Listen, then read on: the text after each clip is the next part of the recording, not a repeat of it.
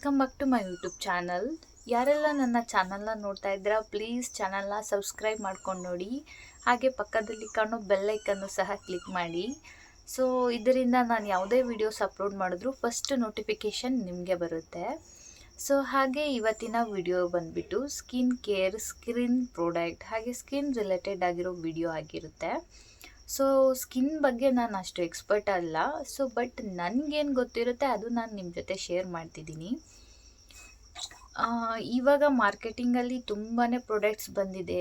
So ಫೇಸಿಗೊಂಥರ, ನೆಕ್ಗೊಂಥರ, ಬಾಡಿಗೊಂಥರ, morning cream, night cream, moisturiser, serum, so ಈ ರೀತಿ ತುಂಬ ಪ್ರಾಡಕ್ಟ್ಸ್ ಬಂದಿದೆ. ಸೊ ಕೆಲವೊಬ್ಬರು ಅದನ್ನು ಟ್ರೈ ಎಲ್ಲ ಮಾಡಿರ್ತಾರೆ, ಬಟ್ ಬೆಸ್ಟ್ ರಿಸಲ್ಟ್ ಸಿಕ್ಕಿರಲ್ಲ. ಸೊ ಮೇಯ್ನ್ ಪ್ರಾಬ್ಲಮ್ ಏನಂತ ಹೇಳಿದ್ರೆ, ಯಾವುದೇ ಒಂದು ಪ್ರಾಡಕ್ಟ್ನ ನಾವು ಯೂಸ್ ಮಾಡಬೇಕಾದ್ರೆ ಅಟ್ಲೀಸ್ಟ್ 3 ಮಂತ್ಸ್ ಆದರೂ ಯೂಸ್ ಮಾಡಿದ್ರೆ ಅದರ ಬೆಸ್ಟ್ ರಿಸಲ್ಟ್ ಸಿಗುತ್ತೆ.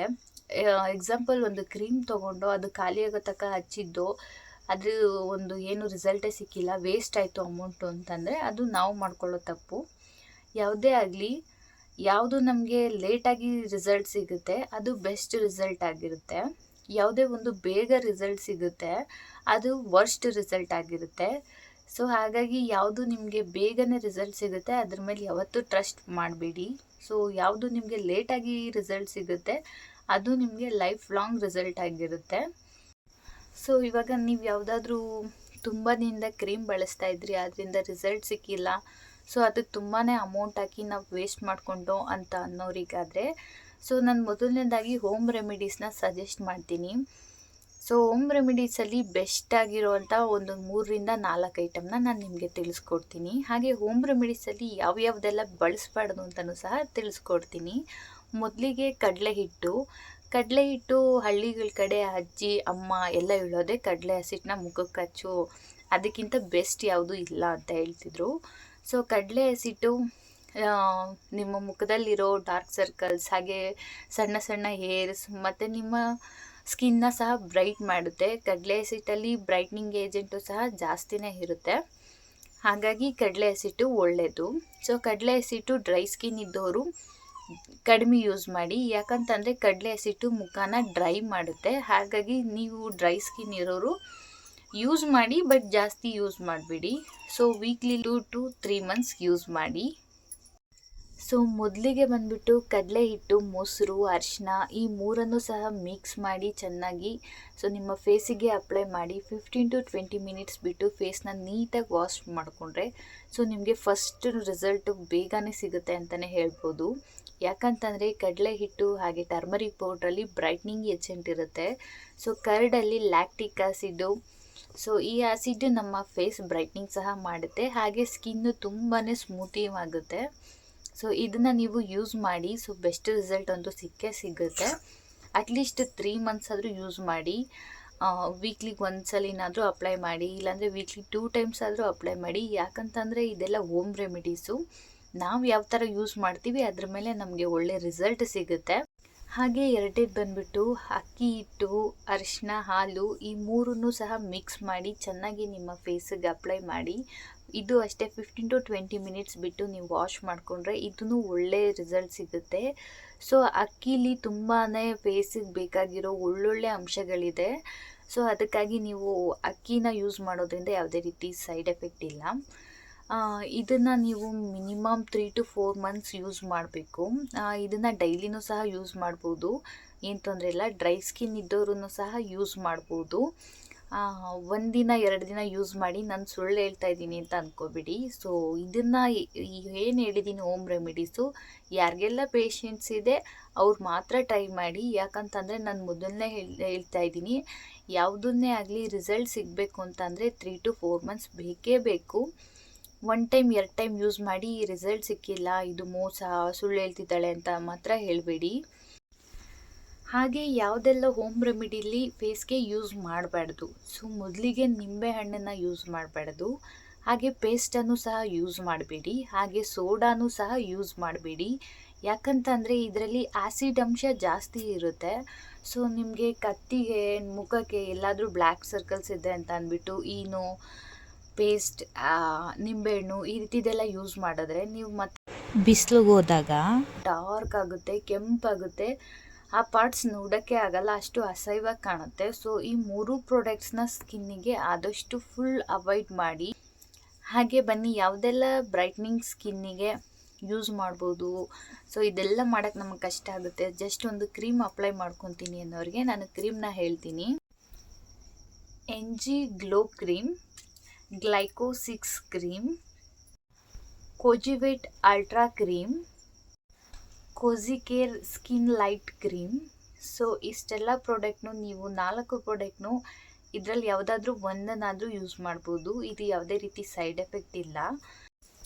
ಸೊ ನೀವು ಮಾರ್ಕೆಟಿಂಗಲ್ಲಿ ಯಾವುದಾದ್ರೂ ಕ್ರೀಮೆಲ್ಲ ಪರ್ಚೇಸ್ ಮಾಡಬೇಕಾದ್ರೆ ಅದರಲ್ಲಿ ಯಾವುದೆಲ್ಲ ಇಂಗ್ರೀಡಿಯೆಂಟ್ಸ್ ಇದೆ ಅಂತ ನೋಡಿ ಪರ್ಚೇಸ್ ಮಾಡಿ. ಸೊ ಅದರಲ್ಲಿ mulberry extract, kojic acid, glyco acid, lactic acid ಈ ಥರದ್ದೆಲ್ಲ ಇದ್ದರೆ ನೀವು ತೊಗೋಬೋದು. ಇದೆಲ್ಲ ಫೇಸಿಗೆ ತುಂಬಾ ಒಳ್ಳೆ ಪ್ರಾಡಕ್ಟ್ಸ್, ಇದರಲ್ಲಿ ಯಾವುದೇ ರೀತಿ ಸೈಡ್ ಎಫೆಕ್ಟ್ ಇಲ್ಲ. ಸೊ ಹಾಗೆ ಯಾವುದೆಲ್ಲ ಕ್ರೀಮ್ನ ನೀವು ಬಳಸಬಾರ್ದು ಅಂತ ಅಂದ್ಬಿಟ್ಟು ನಾನು ಇವಾಗ ತಿಳಿಸ್ಕೊಡ್ತೀನಿ. ಸೊ ಯಾವುದೆಲ್ಲ ಕ್ರೀಮ್ ನಮ್ಮ ಫೇಸಿಗೆ ಅಪ್ಲೈ ಮಾಡ್ಕೋಬಾರ್ದು ಅಂತ ಹೇಳಿದ್ರೆ, skin light, skin shine, Mederma, Panderm plus, Betnovate, Melacare.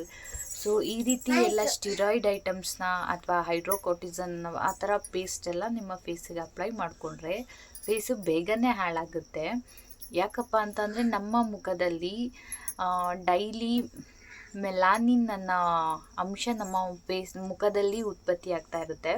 So ಇದು ಜಾಸ್ತಿ ಆದ್ರೂ ಮುಖ ಡಲ್ಲಾಗಿ ಡಾರ್ಕ್ ಸರ್ಕಲ್ಸ್ ಎಲ್ಲ ಕಾಣುತ್ತೆ.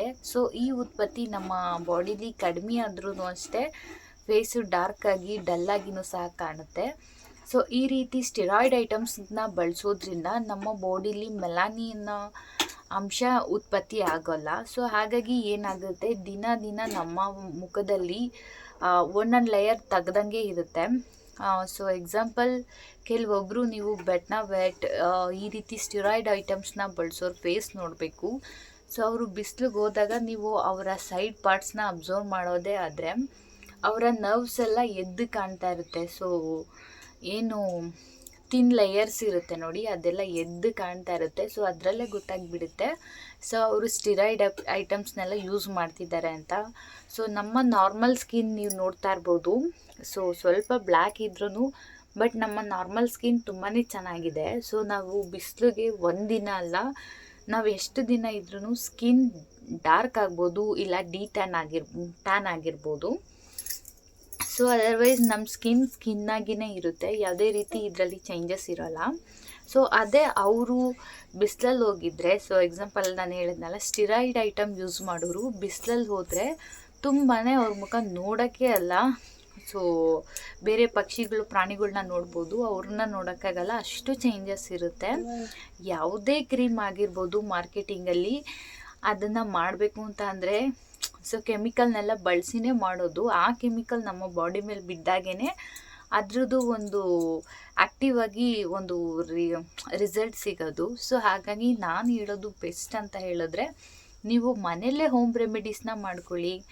ಎಕ್ಸಾಂಪಲ್ ನಾನು ಲಾಸ್ಟ್ ವಿಡಿಯೋದಲ್ಲಿ ಹೇಳಿದಾಗೆ ಹೇವರ್ ಯೂತ್ ವಾರಕ್ಕೊಂದ್ಸಲಿ ಯೂಸ್ ಮಾಡಿ, ಅಥವಾ 15 ಡೇಸ್ಗೊಂದ್ಸಲಿ ಯೂಸ್ ಮಾಡಿ.